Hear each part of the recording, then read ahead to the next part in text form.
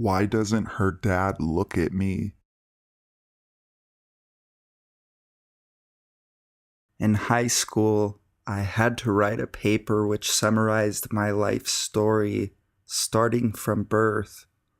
I reflected on my earliest memories, and when I remembered this, I had to sit down. My heart pounded as I realized what had actually happened and what my 4-year-old self couldn't understand. When I was a kid, my family often vacationed with their friends' families, and we'd all live together in a giant beach house or a cabin for a week. This must have been one of the first of those vacations. I wanted to hang out with the rest of the kids, but since they were all at least 1 year older than me, they thought I was uncool.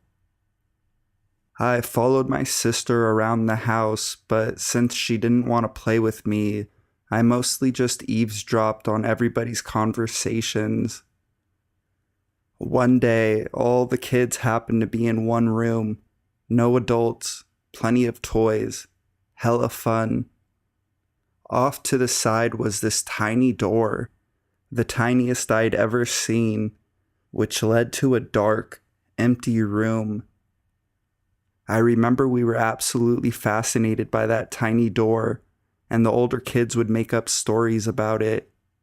Jennifer was the eldest, and in my memories, she's a teenager, but that might be skewed since I thought everyone in the double digits was super mature.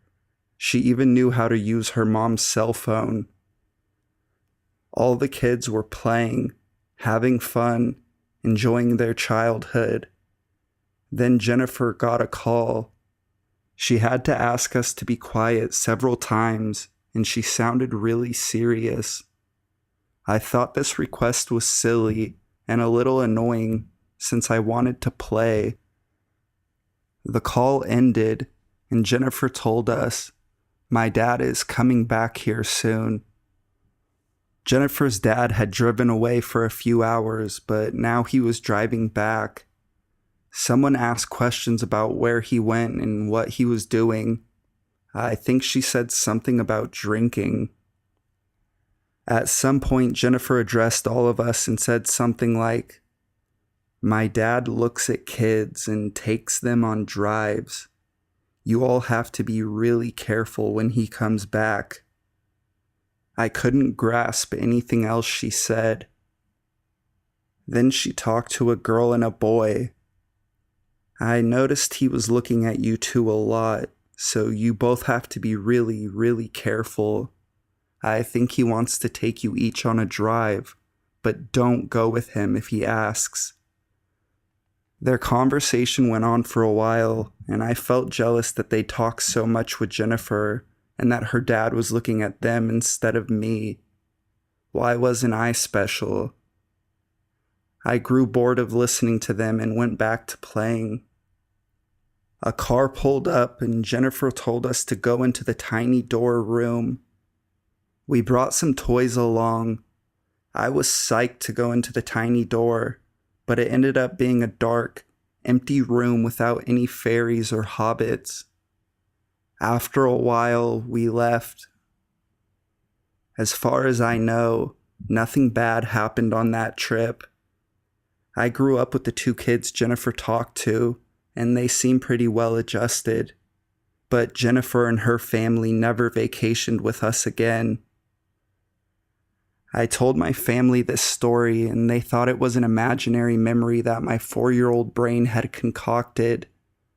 My parents are positive that there weren't any weird, creepy, or alcoholic dads there, just good friends.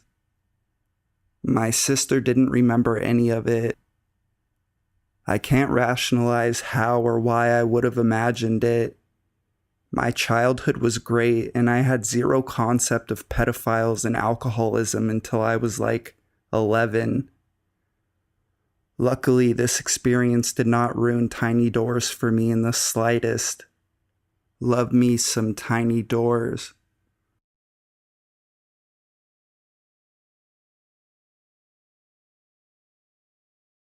Rainforest man. Background story. I am a Brazilian military brat, so I've lived in quite a few places. In 2007, when I was 11, we had to move to a small city in the middle of the Amazon, close to the Colombian border. The city was very isolated, and we lived in an even more isolated military village. There were 3 villages: the private's village, the sergeant's village, and the officer's village. These villages were linked through trails that cut through the heavy woods. One of these trails was crossed by a water stream. The internet was very slow. I remember my downloads having the crazy velocity of 3 kilobytes per second. We had no cell phone service, and the TV only received signals from 2 channels. We had almost nothing to do, so the kids were very united. We spent the day riding our bicycles, going through the trails, spending the day in someone's house. It was great. On one of those trails, one day, a man started showing up. He had the features of a native person and always seemed to be taking care of the nature, collecting trash that someone left behind, calling for birds, looking at the trees. We talked to him sometimes, and we named him the Rainforest Man because he knew a lot about the trees and the animals. I remember asking him one day why he was there, and he said that the command of the base hired him to help them explore the area because he knew the area very well. It seemed logical to me, so I brushed it off. One particular day, 2 girlfriends of mine and I were at this other girl's house. Her house was in a different village than ours, and while we were there, a boy showed up. This boy was a couple years older than us, and my friends were very interested in him. It was starting to get dark, and I told them that we should go home, but they wanted to stay and talk to this boy, and I was too scared to go back alone, so I waited for them. When we decided to go home, it was really dark. The trails weren't illuminated, and we could see very little. So in the middle of the dark, we see a light on our path, more precisely through the water stream. We got scared and decided to hide and see who it was. After a while, we could see that the person holding the flashlight was the native guy. He was furiously looking for something, waving his flashlight around.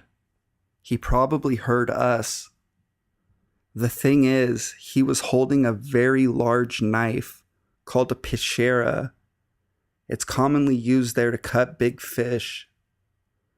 We stayed quiet for a while, but as it was getting even darker, we decided to reveal ourselves.